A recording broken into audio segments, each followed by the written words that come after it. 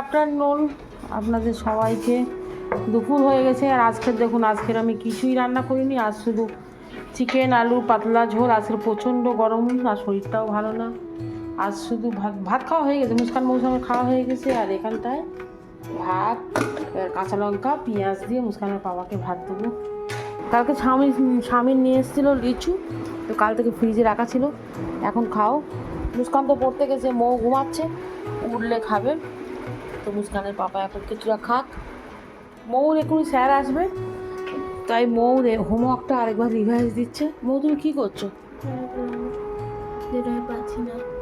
পাচ্ছ না? তুমি রেখে দাও, স্যার করিয়ে দেবে।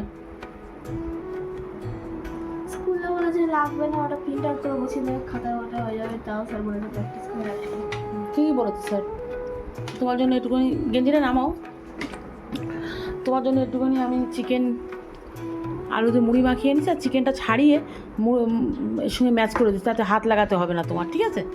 এটা বইটাকে তুলে দাও, বইটাকে তুলে দাও, তাড়াতাড়ি খেয়ে নাও। স্যার আসবে 6:45, এখন বাজে 6:40। 40 না 35 একটু পার হয়েছে। ভালো লাগছে তো? মুস্কান পড়ে বাড়ি চলে এসছে। কটার সময় গেছিলি? 4:30, 6:30 চলে এসছে। আর এসেই মাত্র চা করো। দুধ বসিয়েছি। মুস্কানের পাপা গেছে মসজিদে নামাজ পড়তে, তো মুস্কানের পাপার আগে আমার নামাজ পড়া হয়ে গেছে। আসলে তারপর চা হবে, এখন তো দুধ ফুটবে।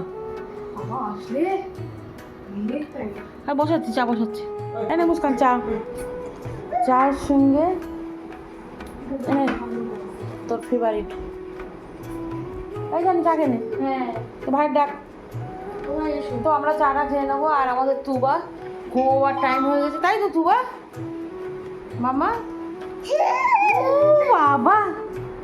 ও বাবা নে চালি চা কেনে।